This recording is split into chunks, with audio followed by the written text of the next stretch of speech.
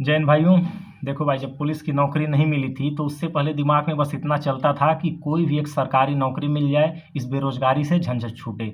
लेकिन जब साल डेढ़ साल अब नौकरी करते हुए हो गया तो अब पता चल रहा है कि किसी भी नौकरी से भाई जीवन व्यतीत नहीं होने वाला है। हाँ देखो, अगर आपके पास कैपेसिटी नहीं है आगे कुछ और कर पाने की तो भाई इसी में तो संतुष्ट रहना ही पड़ेगा। लेकिन अगर आप जानते हो आपके पास क्षमता है, आप इससे अच्छा कर सकते हो, तो भाई मेरे हिसाब से यह नौकरी नहीं है। ठीक है, मेरे लिए तो यह नौकरी अभी सही नहीं दिख रही है। अगर नहीं कुछ हो पाएगा तो मजबूरी में करना ही पड़ेगा, लेकिन जब तक दम है भाई तब तक कोशिश करते रहो इससे बेटर की। क्योंकि अगर आप चाहते हो कि आपको आपके परिवार के साथ समय व्यतीत हो, कहीं भी घर पे कोई फंक्शन पड़े, रिलेशन में कोई फंक्शन पड़े तो वहाँ पे आप आ जा पाओ, अपना टाइम दे पाओ, तो उसके लिए भाई आपको नौकरी तो बदलनी पड़ेगी। ठीक है, अब देखो मैं इस विभाग की बुराई नहीं कर रहा हूँ, बिल्कुल नहीं। ठीक है, विभाग बहुत अच्छा है, विभाग ने हमको बहुत कुछ दिया है, वर्दी दिया है, सम्मान दिया है, खाने जीने के लिए सैलरी भी मिल जाती है ठीक ठाक। तो लेकिन ऐसे में कुछ ना कुछ कमी है ज़रूर, जो अंदर से कचोटती है। ठीक है, कि इससे अच्छा भी तुम कर सकते हो, इससे भी अच्छा भी मौका है करने के लिए, तो क्यों ना एक बार और लगा जाए 2-4 महीने के लिए।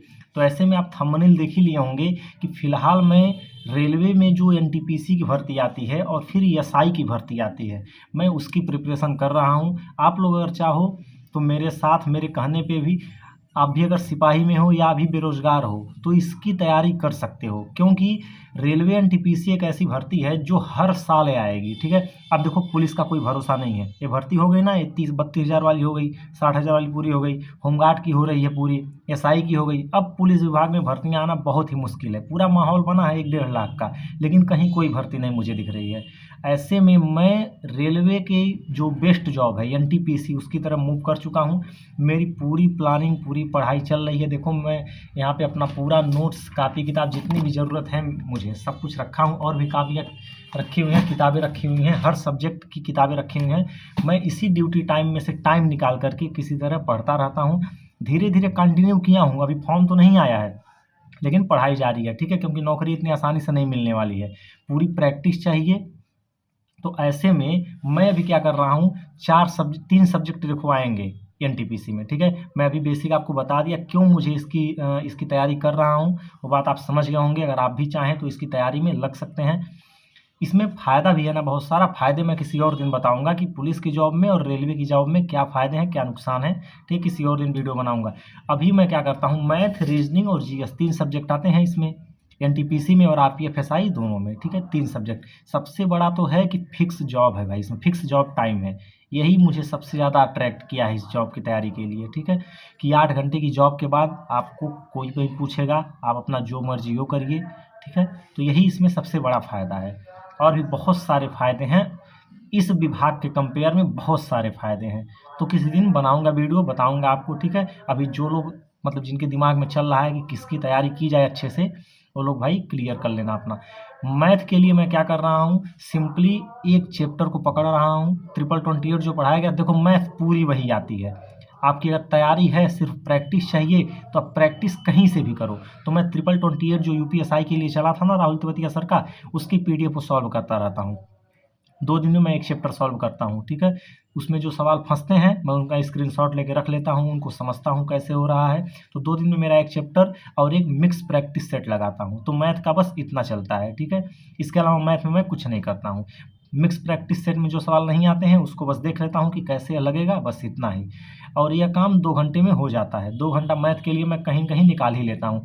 और इसके लिए मुझे कापी कलम की ज़रूरत नहीं होती है, सिंपली बस पीडीएफ से ही देख के काम हो जाता है। ठीक है, मैं देख लेता हूँ कौन सा सवाल मुझसे लग जाएगा, कौन सा नहीं लगेगा, पता चल जाता है। जो नहीं लगने वाला रहता है उसका स्क्रीनशॉट लेके खाली टाइम में रूम में आके फिर उसको सॉल्व कर देता हूँ बस। रीजनिंग के लिए बस एक मॉक टेस्ट लगाता हूँ टेक्स्ट बुक से, इसके लिए और कुछ करने की ज़रूरत भी नहीं है। रीजनिंग तो आपको पता ही है, लेवल बहुत आसान होता है। मेन जो मुद्दा है जीएस का है, जीएस जिसका स्ट्रांग है भाई उसी का एनटीपीसी में सिलेक्शन होगा, आरपीएफ एसआई में सिलेक्शन होगा। जीएस से ही समझो सिलेक्शन ही होता है। 50 प्रश्न आएंगे जीएस के सीबीटी 2 में। अब 50 प्रश्न में देखो भाई, history, geography, economics, polity, current affair, static, computer सब पढ़ना रहेगा, दिमाग खराब हो जाता है।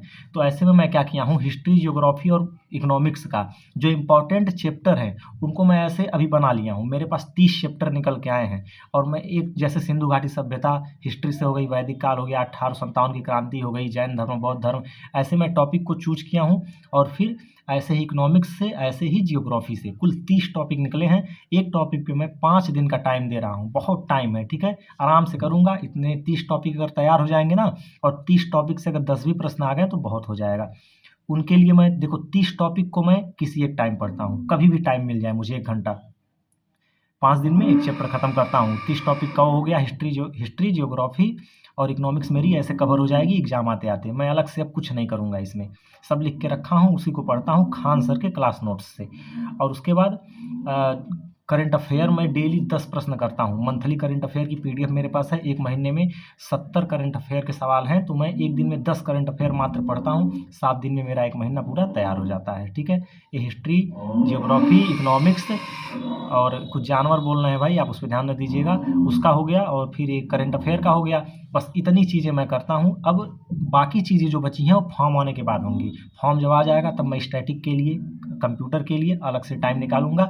बस इतना अगर आप रेगुलर होकर कर लेते हैं तो भाई आपका काम हो जाएगा। एनटीपीसी में मेरे हिसाब से तो सिलेक्शन हो जाएगा, और मैं लगा हूँ और लगा भी रहूँगा।